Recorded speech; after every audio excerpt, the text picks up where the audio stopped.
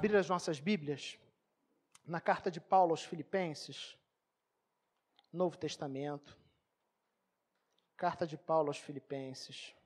O texto vai ser projetado também. E aí, com as Bíblias abertas, depois eu vou falar a referência, fica tranquilo. A gente vai começar a conversar. Então, surpreendente alegria. Na última semana a gente deu início a uma série de mensagens que trata exatamente desse assunto. Eu disse que, biblicamente falando, alegria não é um conselho. Deus não nos aconselha a sermos alegres. Biblicamente falando, alegria é uma ordenança. Basta que a gente leia lá em Filipenses capítulo 4, versículo 4, Paulo dizendo aos crentes de Filipos, né? Alegrem-se sempre no Senhor. Novamente direi, alegrem-se. Foi o próprio apóstolo Paulo que escreveu. E por estar na palavra de Deus, a gente pode entender como uma ordenança. Mais do que algo opcional, mais do que um conselho, na verdade, se trata de uma direção dada por Deus para as nossas vidas. Contudo, a gente vive num mundo muito complexo, onde as pessoas buscam, assim, desesperadamente por alegria. E parece que a alegria tem se tornado cada vez mais escassa.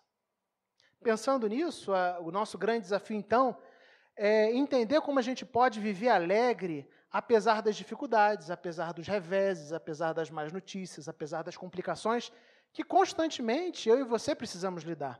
A carta de Paulo aos Filipenses, que a gente começou a refletir, a estudar na última semana, ela certamente tem muito a nos acrescentar quando a gente pensa em alegria, porque a alegria é o tema predominante na carta de Paulo aos Filipenses. Esse é o assunto principal da carta, né? E isso, de fato, é surpreendente, como eu falei semana passada. Por quê? Porque Paulo escreve a carta aos Filipenses quando ele está preso.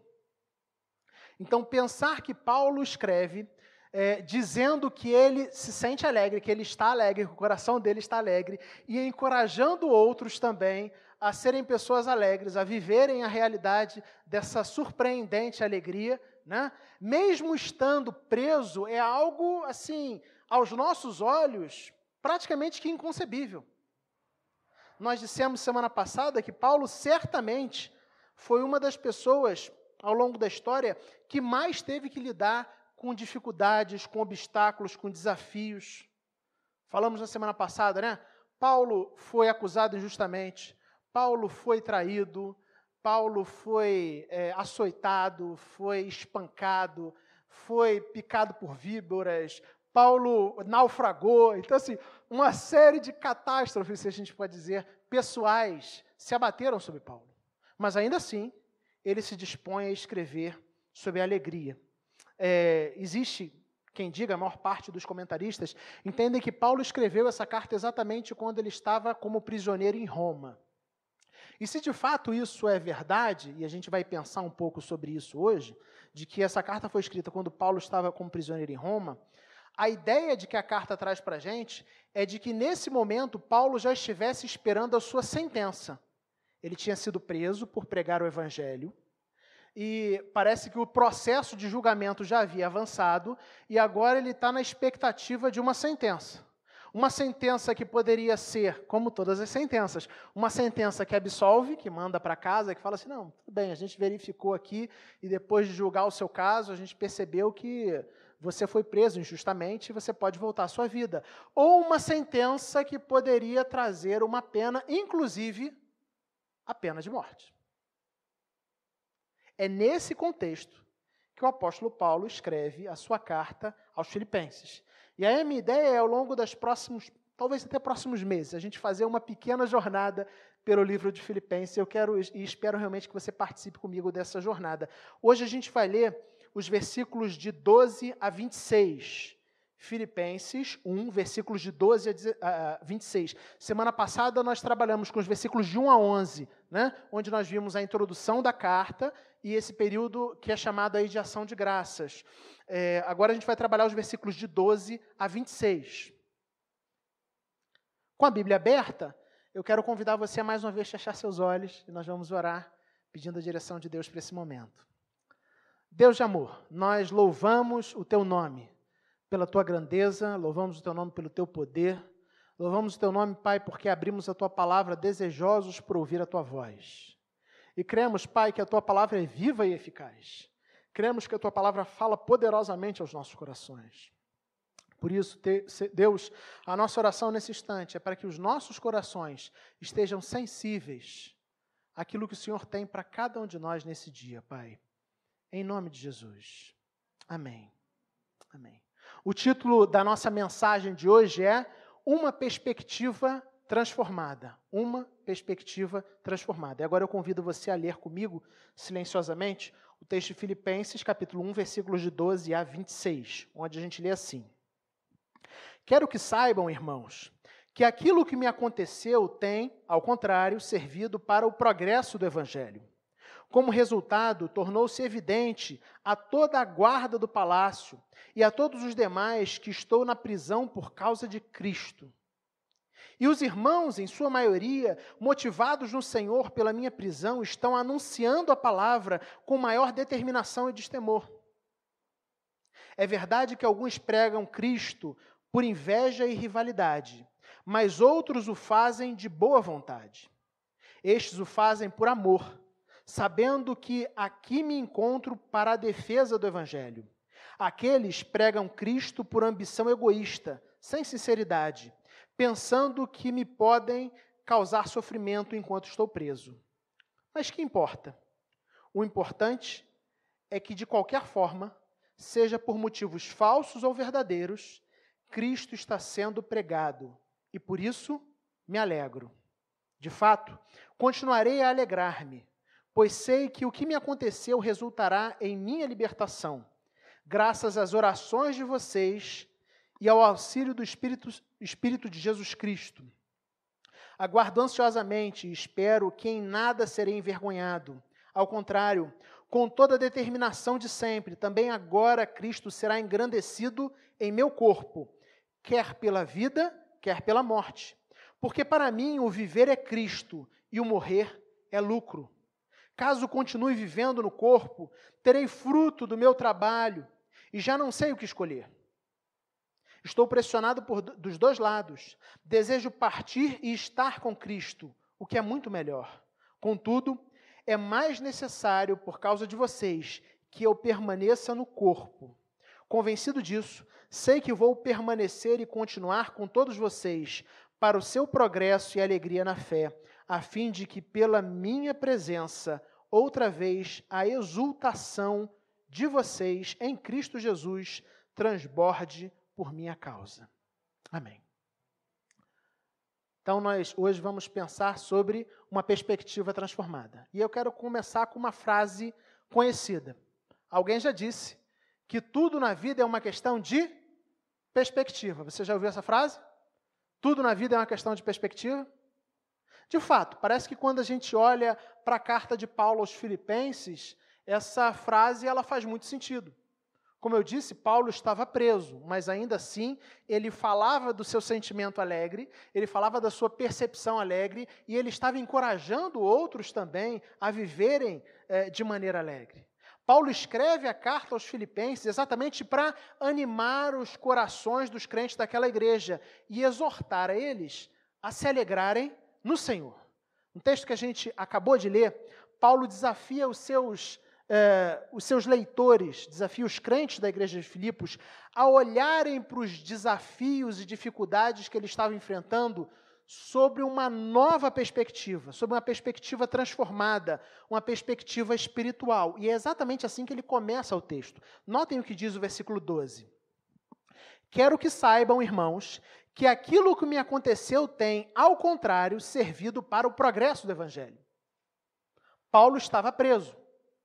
A prisão de Paulo, certamente, trazia uma série de inconvenientes.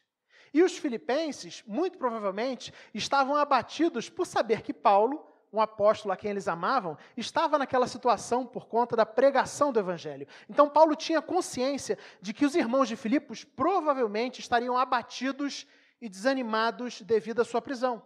E é exatamente por isso que ele aqui pega e convida os filipenses a olharem para aquilo que ele está vivendo de uma outra forma, sob uma outra perspectiva, analisarem aquelas circunstâncias sob um outro viés, com outros olhos. É evidente que a sua prisão trouxe dificuldades. Contudo, o que Paulo apresenta no versículo 12 é que a prisão que ele está sofrendo não trouxe apenas dificuldades, não trouxe apenas desafios, mas trouxe também oportunidades.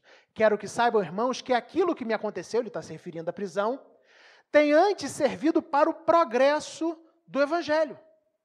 A sua prisão não trouxe apenas dificuldades, mas também criou oportunidades. A palavra progresso, que aparece aí no versículo 12, traz a ideia de um avanço que acontece apesar dos perigos, apesar dos obstáculos, apesar das dificuldades, dos bloqueios existentes. Então, Paulo está dizendo, olha, todo mundo achava que ao me prender, aqueles que me acusaram, achavam que quando eles me prendessem, eles conseguiriam calar a minha voz, eles conseguiriam impedir o avanço do Evangelho. Contudo, talvez vocês estejam achando isso também, eu quero convidar vocês a olhar para a minha prisão sob uma nova perspectiva, de uma nova maneira, vendo que a minha prisão não trouxe apenas desafios e dificuldades, mas também trouxe oportunidades para o avanço, para o progresso do Evangelho. E aí ele começa, a partir de então, a descrever como está se dando esse avanço do Evangelho. Notem os versículos 13 e 14. Como resultado, ou seja, como resultado da sua prisão, tornou-se evidente a toda a guarda do palácio e a todos os demais que estou na prisão por causa de Cristo. E os irmãos, em sua maioria motivados no Senhor pela minha prisão, estão anunciando a palavra com maior determinação e destemor. Então, Paulo estava preso. E por estar preso, ele constantemente estava em contato com soldados da guarda pretoriana, soldados da guarda do imperador. Por estar em constante contato, anos a fio, com soldados da guarda do imperador, ele teve ali a oportunidade de testemunhar do Evangelho, de falar do motivo da sua prisão, de falar do seu amor por Cristo, de falar do seu amor pelo Evangelho, àquelas pessoas que tinham que estar ali para vigiá-lo, porque afinal de contas ele era um preso. Então, o que ele começa apontando para a gente é que, na verdade, a sua prisão se tornou uma grande oportunidade para ele partilhar o Evangelho com um grupo de pessoas que até então ele não tinha tido acesso. Era um grupo de elite, eram soldados da guarda pretoriana, eram pessoas, dizem os comentaristas, que pessoas de certo nível de nobreza, que ganhavam muito bem, eram muito bem recompensados, porque os soldados da guarda tinham que ser bem recompensados para serem fiéis ao imperador. E aí, por conta da sua prisão, Paulo agora tem acesso a esse grupo de pessoas. Mas não é apenas Paulo que tem acesso a esse grupo de pessoas. O Evangelho também tem acesso a esse grupo de pessoas. E eles começam a ouvir Paulo falando do Evangelho. Paulo destacando o seu amor por Cristo. Mas mais do que isso, Paulo falando do amor de Cristo por ele. E ao ouvirem sobre essa maravilhosa mensagem do Evangelho, esses homens começam a ser alcançados. O Evangelho alcançou um grupo seleto de pessoas. É isso que ele começa dizendo, olha, eu fui colocado no cárcere e isso tinha tudo para ser ruim, mas olhem sob uma outra perspectiva, porque eu tive acesso a outras pessoas e através desse acesso, desse contato constante, essas pessoas ouviram do Evangelho. E algumas dessas pessoas creram no Evangelho e o Evangelho avançou. O Evangelho progrediu. Mas não apenas isso, no versículo 14, que nós acabamos de ler, Paulo diz que os crentes de Roma se sentiram impulsionados a pregar mais e mais o Evangelho, por ver que ele, mesmo preso, continuou declarando seu amor e a sua fidelidade ao Evangelho e cumprindo a missão. Então, como é que os crentes de Roma reagiram àquilo? Ao verem que Paulo estava preso, mas mesmo diante de tanta dificuldade, diante de tanto obstáculo, com tantos motivos para se desanimar e para cansar do Evangelho ou deixar o Evangelho de lado, mesmo assim, Paulo continuava a viver sob a urgência da missão, sob a perspectiva da centralidade do Evangelho na vida dele. Os irmãos de Roma, os crentes de Roma, quando viram isso, eles se sentiram impactados por esse testemunho e se sentiram motivados também a mais e mais pregar o Evangelho. Notem o versículo 14. E os irmãos, em sua maioria, motivados no Senhor pela minha prisão, a prisão de Paulo fez com que alguns irmãos de Cristo fossem motivados a estão anunciando a palavra com maior determinação e destemor. Então, o convite de Paulo é para que os irmãos da igreja de Filipos olhem para as circunstâncias que ele estava vivenciando com uma perspectiva transformada, com uma perspectiva nova, com uma perspectiva espiritual. Os acusadores de Paulo imaginavam que poderiam calar o evangelho, poderiam calar a Paulo. Contudo, a sua prisão, aquilo que era uma prova de perdição, de derrota, acabou contribuindo, colaborando para o avanço do evangelho, porque a igreja de Roma se sentiu mais motivada a pregar, porque Paulo teve acesso às pessoas da guarda romana, e o evangelho avançou. É disso que Paulo está falando aqui. Os acusadores acreditavam que, mandando ele para a prisão, poderiam calar, silenciar o evangelho, mas não foi isso que aconteceu. E aí presta bastante atenção no que eu vou dizer agora. Nada pode parar o poder do evangelho. Nada pode parar o poder do evangelho. Não é à toa que o próprio apóstolo Paulo, lá em Romanos capítulo 1, versículo 16, diz que não se envergonha do evangelho, porque o evangelho é poder de Deus, para a salvação de todo aquele que nele crê, primeiro o judeu, depois do grego. O evangelho é o poder de Deus, irmãos. Não existe absolutamente nada capaz de parar o evangelho. Paulo foi preso e seus acusadores tinham a ideia, tinham a ilusão, tinham um pensamento de alguma forma travar, silenciar o evangelho que era por ele pregado. Mas mesmo no cárcere, esse evangelho continuou a avançar, apesar de todas as dificuldades, esse evangelho continuou a progredir, mesmo diante de todos os obstáculos, o evangelho continuou caminhando e continuou atingindo a vida de pessoas e motivando outras pessoas a compartilharem do amor de Deus. Nada pode parar o evangelho, porque o evangelho é o poder de Deus. O evangelho é o poder de Deus para a salvação de todo aquele que crê, primeiro judeu e depois grego. Eu acho importante a gente ter isso em mente, principalmente em dias maus como os que a gente vive. Porque eu não sei você, em alguns momentos, olhando para as circunstâncias do mundo que a gente vive, eu fico com aquele sentimento de que assim, olha, está tudo muito ruim, está tudo muito errado. Um sentimento de derrota, um sentimento de desânimo. Só que eu e você somos convidados pela palavra de Deus para olhar para as circunstâncias da vida sob uma nova perspectiva, sob uma perspectiva transformada, percebendo que até mesmo aquelas circunstâncias e situações que são dolorosas, que aparentemente são derrotas assim retumbantes, por conta do poder do evangelho, não conseguem parar o grande projeto de Deus de restaurar todas as coisas, de reconciliar todas as coisas com Ele. O evangelho é o poder de Deus. Não existe nada que possa parar o evangelho. Então, Paulo começa aqui, o texto que nós lemos, exatamente convidando os crentes de Filipos a olhar para a sua prisão sob essa perspectiva. Olha, irmãos, vocês talvez só vejam aspectos negativos na minha prisão. Mas entenda uma coisa, nessa minha situação de prisão, Deus tem me usado aqui. E pessoas têm sido alcançadas. Gente que eu não tinha contato, está tendo contato com o evangelho. E outros irmãos estão sendo impulsionados a pregar mais e mais o evangelho. Mudem a perspectiva. É como quando a gente lê o texto de Atos, que a gente lê que a igreja de Cristo foi perseguida. Quase todos, se não todos, em algum momento já leram o livro de Atos. E sabem que o livro de Atos narra sucessivas perseguições da igreja. De maneira que os crentes foram obrigados a fugir de Jerusalém. Todo mundo está sabendo do que eu estou falando? E o que eu acho interessante é porque, diante do período de fuga, eles tinham todo o motivo para fugir para os lugares distantes, para outras culturas e se silenciar e ficarem calados. Contudo, o texto bíblico nos diz que a fuga dos crentes de Jerusalém para outras localidades do mundo simbolizou uma expansão do evangelho, porque aqueles que fugiram foram, e lá, ao invés deles ficarem se lamuriando, ó céus, ó vida, eles entenderam que Deus é que estava os impulsionando para lá, e que Deus estava dando a eles e criando para eles, novas formas e novas perspectivas, novas oportunidades para partilhar o evangelho.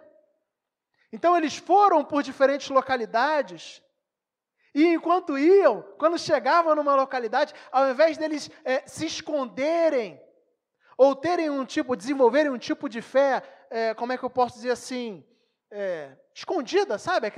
Aquela fé que acontece só você e você, ninguém sabe quem você é, ninguém sabe o que você acredita. Ao invés disso, eles se dispuseram a falar do evangelho, falar do amor de Deus. E o evangelho avançou. A gente lê Atos e a gente vê que os cristãos foram perseguidos. A ideia era silenciá-los, mas isso fez que o evangelho avançasse ainda mais. A gente vê a carta de Paulo aos Filipenses e a gente vê que tentaram silenciar Paulo, mas isso também trouxe oportunidades para o progresso do evangelho. O evangelho é o poder de Deus. Nada pode parar o evangelho. Por isso eu e você somos convidados a olhar para a vida, a olhar para as circunstâncias sob uma outra perspectiva, sob uma perspectiva transformada. O reverendo Leonardo Sayum, pastor da Igreja Presbiteriana da Gávea, tem um livro chamado Alegria no Senhor, onde ele fala sobre o livro de Filipenses. E ele faz uma afirmação que eu achei bem interessante, eu estava lendo essa semana o livro. Ele diz o seguinte: a história da igreja nos ensina que quanto maior é a perseguição, mais a igreja cresce. A história da igreja nos ensina que quanto maior é a perseguição, mais a igreja cresce. Eu não estou aqui sendo um porta-voz da mensagem que fala assim, que Deus mande perseguição para a gente. Não. Mas a gente tem que perceber que em muitos momentos, Deus se utiliza desse recurso para fazer com que o Evangelho de Cristo avance. Deus se utiliza desse recurso para nos tirar da nossa zona de conforto, para nos impulsionar, para nos enviar. Mas o texto segue. E agora Paulo contrapõe, nos versículos de 15 a 18, dois grupos de pessoas que estavam pregando o Evangelho, mas com motivações opostas. Enquanto existiam crentes que foram encorajados pelo exemplo do apóstolo e pelo amor do apóstolo pelo Evangelho, a pregar ainda mais, a falar ainda mais do Evangelho, existiam também pessoas que falavam do Evangelho, mas devido a motivações pecaminosas. Vamos ler os versículos de 15 a 18, parte A. Diz assim: é verdade que alguns pregam Cristo por inveja e rivalidade, mas outros o fazem de boa vontade. Estes o fazem por amor, sabendo que aqui me encontro para a defesa do Evangelho. Aqueles pregam Cristo por ambição egoísta, sem sinceridade, pensando que me podem causar sofrimento enquanto estou preso. Mas que importa? O importante é que, de qualquer forma, seja por motivos falsos ou verdadeiros, Cristo está sendo pregado. E ele termina dizendo, e por isso me alegro. É difícil a gente afirmar de maneira categórica a que grupo de pessoas exatamente Paulo está se referindo, está dizendo e está acusando de que eles pregavam o Evangelho por inveja, né, e por rivalidade.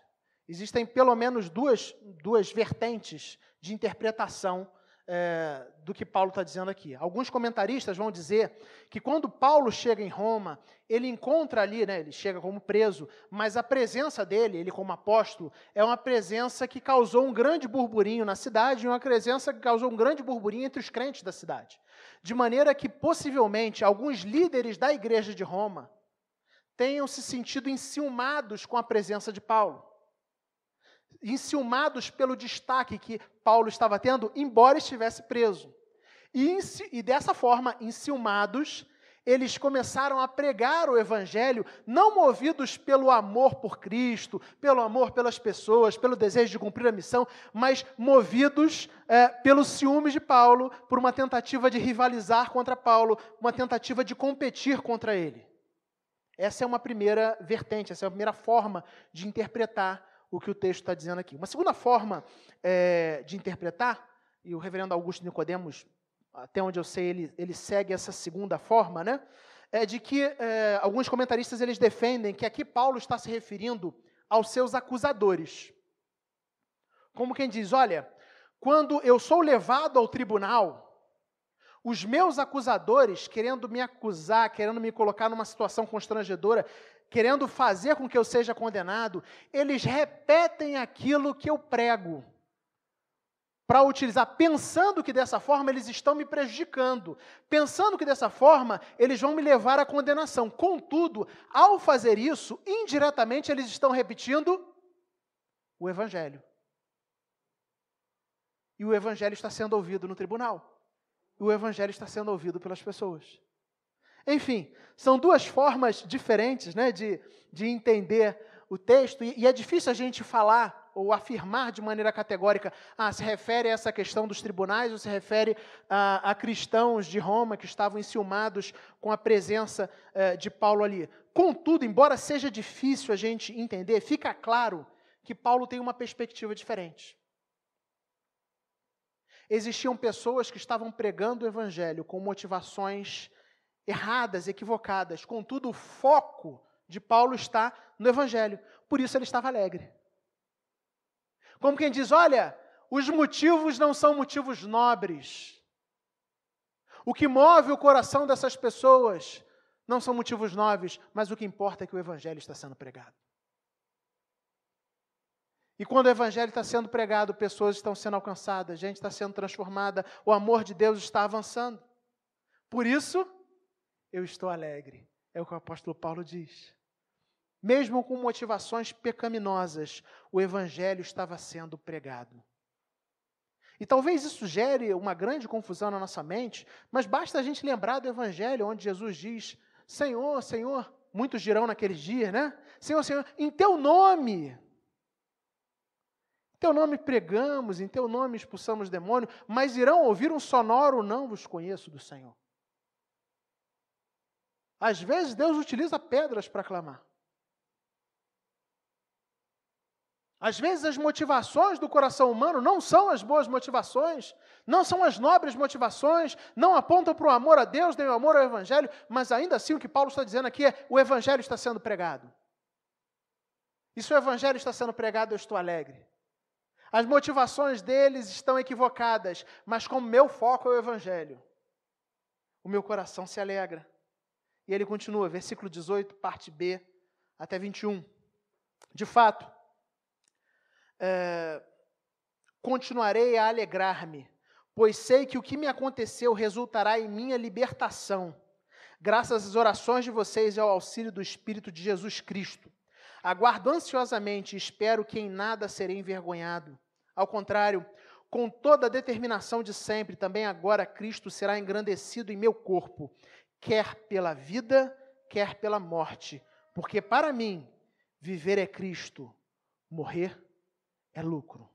Então, até aqui, até os versículos anteriores, é o versículo 18, parte A, o apóstolo Paulo encorajou os filipenses a desenvolverem uma perspectiva transformada sobre a sua prisão. Ele convidou aqueles homens e mulheres, os irmãos da igreja de Filipos, a olharem para a sua cadeia, né, para as suas algemas, se assim a gente pode dizer, sob uma nova perspectiva. Agora, ele vai avançar um pouco mais. Ele está dizendo, olha, a minha prisão resultou em contribuição para o avanço do Evangelho. Mas agora ele vai convidar os crentes da igreja de Filipos a olhar para a vida e para a morte sob uma nova perspectiva. É disso que ele vai começar a falar aqui. Então, inicialmente a gente falou sobre uma nova perspectiva, uma perspectiva transformada para a prisão de Paulo. O Evangelho continuava avançando, apesar de todos os desafios. Agora ele vai falar sobre uma nova perspectiva, sobre vida e sobre a morte. Os versículos 18, parte B a 21, são muito claros nisso, né? Então, de fato, continuarei a alegrar-me, pois sei que o que me aconteceu resultará em minha libertação, graças às orações de vocês e ao auxílio do Espírito de Jesus Cristo. A alegria de Paulo, irmãos, está firmada em sua consciência de que o Espírito Santo ouve as orações do povo de Deus. Fala assim, olha, eu me alegro, porque eu sei que o Espírito Santo de Deus ouve as orações do povo de Deus. Mas não apenas isso, Paulo também estava alegre porque ele sabia que absolutamente nada foge do controle soberano do nosso Senhor. Então ele começa com esses dois focos. O Espírito Santo ouve as nossas orações e nós devemos orar, nós devemos buscar a Deus em oração, porque Ele ouve as nossas orações. Deus é sensível ao clamor do seu povo. Deus é sensível às orações do seu povo. Deus é sensível ao sofrimento do seu povo e por isso eu e você somos motivados a colocar diante de Deus os nossos pedidos de oração, colocar diante de Deus aquilo que tem inquietado nosso coração, aquilo que tem perturbado a nossa alma. Esse é o primeiro motivo de alegria de Paulo. Mas o segundo é a certeza. Olha, irmãos, pode parecer que está tudo fora do lugar, mas uma coisa eu sei, nada foge ao controle soberano do Senhor. E como eu sei que nada, absolutamente nada, foge ao controle soberano do Senhor, eu sei que, por pior que as coisas possam estar, ou pior que as coisas pareçam aos meus olhos, no final de todas as coisas, tudo será restaurado em Cristo.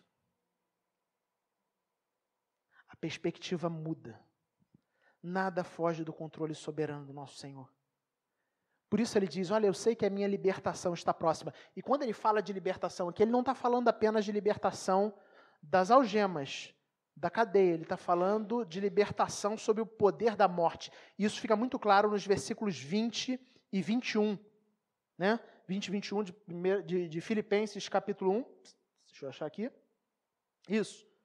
Aguardo ansiosamente e espero que em nada serei envergonhado. Olha a convicção. Em nada eu serei envergonhado. Ao contrário, com toda a determinação de sempre, também agora Cristo será engrandecido em meu corpo, quer pela vida, quer pela morte. Porque para mim, a gente gosta dessa frase, né? Porque para mim, o viver é Cristo e o morrer é lucro. O texto, então, parece apontar para o fato de que Paulo estava vivendo um momento onde ele aguardava o veredito para o seu caso. Se ele seria condenado à morte, ou seria absolvido e permaneceria vivo. Mas a sua afirmação é de que em nada ele seria envergonhado. Ele fala assim, olha, eu tenho certeza de que em nada eu vou ser envergonhado. Independente do resultado, independente do julgamento, independente da sentença, em nada eu serei envergonhado. Porque quer pela vida, quer pela morte, Cristo será engrandecido no meu corpo.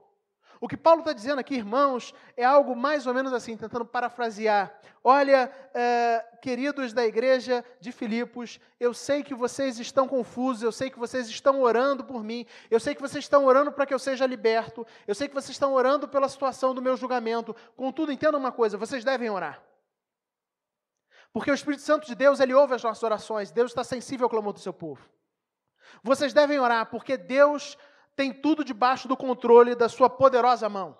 Nada foge ao controle de Deus. Então vocês devem orar, mas entendam uma coisa, em última instância, as nossas vidas estão nas mãos de Deus, e quer seja na vida, quer seja na morte, Deus será engrandecido através de mim. Paulo entendia que tanto o revés, se assim a gente pode dizer, né? Independente da sua pena, se fosse de condenação ou de absolvição, ainda assim, Cristo seria exaltado através dele. Ele não estava avaliando se Cristo seria exaltado ou não a partir das circunstâncias. Ah, se eu for liberto, isso quer dizer que o Evangelho venceu. Se eu morrer, quer dizer que o Evangelho perdeu. Não.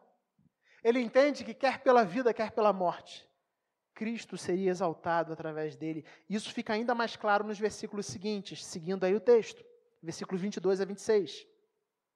Caso continue vivendo no corpo, ou seja, caso continue vivo, né? Terei fruto do meu trabalho, e já não sei o que escolher. Estou pressionado dos dois lados. Notem o que ele vai dizer aqui. Desejo partir e estar com Cristo, o que é muito melhor. Contudo, é mais necessário, por causa de vocês, que eu permaneça no corpo. Convencido disso, sei que vou permanecer e continuar com todos vocês, para o seu progresso e alegria na fé, a fim de que, pela minha presença, outra vez, a exultação de vocês em Cristo Jesus transborde por minha causa. O que Paulo está dizendo aqui é que de forma alguma, ele em nada se vê intimidado com a possibilidade da morte iminente. Ele está dizendo assim, olha, a morte não me intimida. Eu não tenho medo da morte. E o que eu acho fantástico é porque Paulo não está falando isso dentro de um quadro de depressão. Porque a pessoa que está vivendo um momento de depressão, o estado de confusão mental, emocional, é tão intenso que talvez em algum momento a pessoa cogite, a gente sabe disso, né? De que a morte é uma saída mais viável para pelo menos estancar a dor, estancar o sofrimento. Mas Paulo não está falando sobre a morte por estar depressivo. Não, ele é alguém profundamente apaixonado pela vida. E a gente percebe isso no texto. Quando ele fala sobre esse sentimento, ele se diz assim, olha, eu me pego dividido, eu me pego pressionado dos dois lados. Ele está dizendo assim, olha, eu quero estar com Cristo, e para mim morrer é estar com Cristo, é me encontrar com Cristo. E como eu sei que isso é maravilhoso, como essa é a expectativa que existe no meu coração, a morte ou a iminência, a possibilidade de uma morte iminente, não é capaz de me intimidar. Então, Paulo não fala isso porque ele estivesse em algum tipo de processo depressivo, longe disso. Ele afirma aqui que não sabe se prefere continuar vivo ou morrer. E aí, como eu já disse, ele não está em depressão. O que fica claro é que ele é alguém apaixonado pela vida, mas que, embora fosse apaixonado pela vida, também ansiava profundamente estar com o Senhor. Ele era alguém que olhava para a vida com paixão, mas também desejava profundamente estar com o Senhor. Sua vida era uma vida de profunda comunhão com Deus, totalmente dedicada a Cristo. Por isso ele diz, para mim o viver é Cristo. A minha vida é em Cristo. O objetivo da minha vida é fazer com que o Evangelho avance. É fazer com que o nome de Cristo seja exaltado por todas as pessoas. Para mim o viver é Cristo. A minha vida é vivida, é experimentada, é vivenciada, os meus dias são vivenciados sob essa perspectiva de profunda comunhão com Cristo, de profunda união com Cristo, de profunda caminhada com Cristo. De maneira que eu levo uma vida de serviço, de adoração, a minha vida é uma vida de culto. Para mim, o viver é Cristo. É isso que Paulo diz, mas ele completa dizendo que para ele também o morrer é lucro. O morrer é lucro. E quando ele faz isso, ele traz para a gente uma outra perspectiva sobre a realidade da morte. Gente, é muito importante a gente destacar que aqui, de maneira breve, ele faz uma explicação sobre a condição do cristão depois da morte. E a gente percebe isso no versículo 23. Eu vou pedir para o Ian projetar para a gente. Onde ele diz assim, vamos ler juntos? A segunda linha a gente vai ler junto. Então lá, desejo partir e estar com Cristo, o que é muito melhor. Paulo traz aí uma pequena explicação escatológica da realidade do cristão pós-morte. Preste bastante atenção no que eu vou dizer. Para o cristão, morrer é partir e estar com Cristo. Vou repetir. Para o cristão, morrer é partir e estar com Cristo. E se não existe, e eu creio que não exista nada mais reconfortante do que de fato a gente crer nessa verdade maravilhosa. A gente crê na verdade, na promessa que Jesus fez ao ladrão que foi crucificado ao seu lado, lá no Calvário, que se arrependeu no último momento da vida, antes do último suspiro, e pediu, Senhor, lembra-te de mim, lembra-te de mim. E Jesus virou para aquele ladrão e disse, em verdade te digo que hoje, estarás comigo no paraíso. Entenda isso, para o cristão, morrer é partir e estar com Cristo. É isso que Paulo apresenta para a gente aqui. Aqueles que creem em Cristo, quando morrem, quando os olhos fecham nesse mundo, imediatamente abrem os olhos na presença do Senhor. É disso que o versículo 23 fala. Coloca para a gente, por favor, Ian, novamente. Partir em estar com Cristo, com a ideia de ato contínuo. Existirá um momento onde os nossos olhos irão se fechar, onde os meus olhos e os seus olhos irão se fechar. Mas aqueles que estão em Cristo sabem que o viver é Cristo e o morrer é lucro, porque o morrer é partir e estar com Cristo. Aqueles que estão em Cristo creem e têm a esperança na promessa feita pelo próprio Cristo. Em verdade te digo que hoje estarás comigo no paraíso. Hoje estarás comigo no paraíso. Então, quando a gente crê em Cristo e a gente morre, os nossos olhos se fecham nesse mundo, mas imediatamente eles se abrem na presença do nosso Salvador. Quero concluir então trazendo algumas apontações e aplicações para a nossa vida do texto que nós lemos. Primeira verdade prática para a gente. A fé em Cristo, a graça que um dia alcançou o seu coração e o meu coração, ela precisa afetar a nossa maneira de olhar para a realidade. É disso que Paulo está falando, sobre uma nova perspectiva. A gente não pode dizer que a gente crê em Cristo se a nossa maneira de olhar para a realidade, olhar para as circunstâncias, olhar para os problemas, é exatamente a mesma maneira ou exatamente a mesma forma de pessoas que não partilham a nossa fé. Porque o Evangelho muda tudo. O Evangelho muda a nossa maneira de olhar para a realidade. O Evangelho muda a nossa maneira de olhar para os problemas. Circunstâncias que parecem ser prova evidente de perdição, de destruição, são ressignificadas a partir do Evangelho. O Evangelho muda todas as coisas. O Evangelho da graça de Deus, que um dia alcançou o seu coração e o meu coração, precisa transformar a nossa maneira de enxergar a realidade à nossa volta. E se isso é uma verdade, você crê nisso? Amém? Você crê nisso? A pergunta então que a gente precisa se fazer é: como você tem olhado para as circunstâncias da sua vida?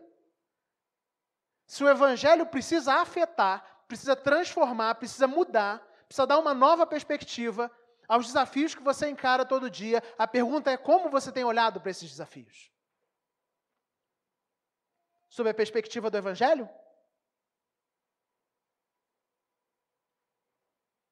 Mas, em segundo lugar, a segunda aplicação prática para a gente é de que, por maiores que sejam as barreiras e obstáculos, a gente deve aprender a se alegrar sempre, pois o Evangelho é o poder de Deus e nada poderá impedir seu avanço. Irmãos, como eu disse anteriormente, a gente vive em dias maus. E às vezes a gente olha para as circunstâncias à nossa volta e a gente fala assim: Senhor, misericórdia. Misericórdia.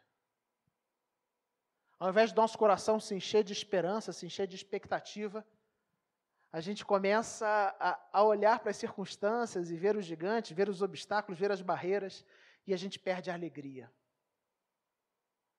Contudo, eu e você somos desafiados a nos alegrarmos sempre, porque nada pode parar o poder do Evangelho. Você acha que nós vivemos em dias maus? Historicamente falando, agora é o lado do professor História. Historicamente falando, é difícil a gente afirmar que a gente vive no pior momento da história da humanidade. Muitas coisas cruéis já aconteceram ao longo da história da humanidade, gente. Muitas grandes epidemias. Pessoas diferentes, em tempos diferentes, sempre tiveram que lidar com a maldade. Sempre tiveram que lidar com a injustiça. Sempre tiveram que lidar com a violência. E eu não estou falando contra uma visão escatológica, não. O que eu estou dizendo é que, mesmo diante de todos esses obstáculos, o Evangelho sempre avançou. De maneira que esse Evangelho de Jesus de Nazaré um dia alcançou o seu coração e o meu coração. Gente, se tanto tempo depois, o Evangelho de Cristo alcançou o meu coração e o seu coração, nada pôde deter o Evangelho de Cristo. Você acha que algo daqui para frente pode deter o Evangelho de Cristo? O Evangelho é o poder de Deus. Por maiores que sejam as barreiras e obstáculos, nós devemos nos alegrar sempre, pois o Evangelho é o poder de Deus e nada poderá impedir seu avanço. Terceira aplicação para a gente aí. Precisamos realmente entender o que Paulo está dizendo quando ele afirma que viver é Cristo. Porque talvez uma das questões sensíveis para a gente seja exatamente o fato da gente não entender que viver é Cristo. Da gente não entender que o principal objetivo, o principal motivo da nossa existência, a nossa razão de ser, é como diz o catecismo, e eu citei hoje de manhã, é glorificar a Deus e gozá-lo para sempre, se alegrar nele para sempre, desfrutar de profunda comunhão, intimidade com o Senhor.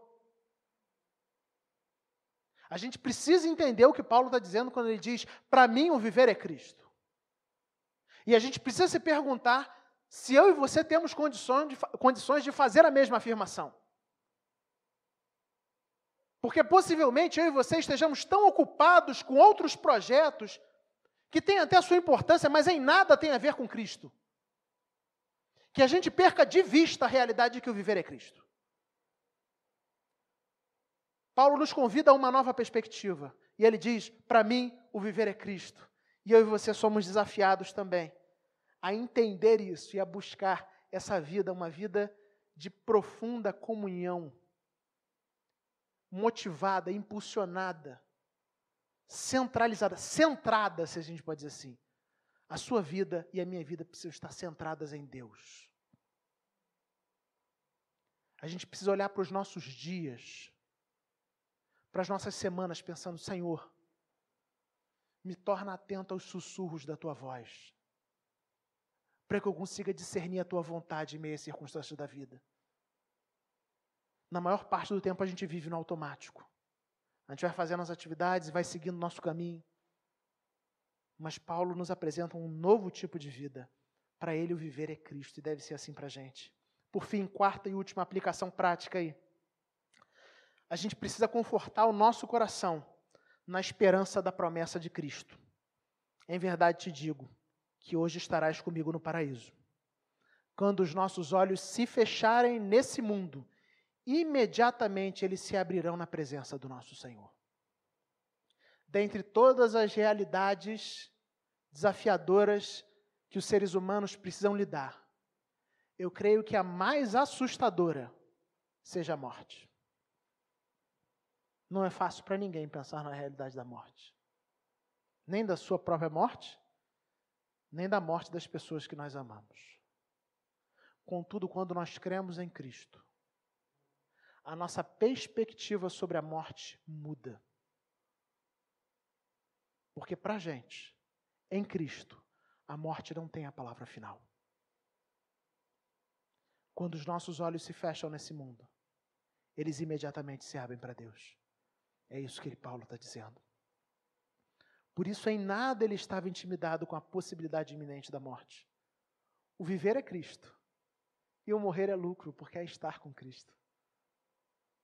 Que a minha perspectiva e a sua perspectiva sejam profundamente transformadas por essas verdades. A fé em Cristo precisa afetar a nossa maneira de olhar as circunstâncias. As barreiras e obstáculos nunca conseguirão parar o Evangelho. A gente precisa realmente entender o que é viver em Cristo. E, por fim, o Evangelho precisa afetar a nossa maneira de lidar com a vida e com a morte. Vamos orar? Feche seus olhos. Aproveite esse instante para falar com Deus.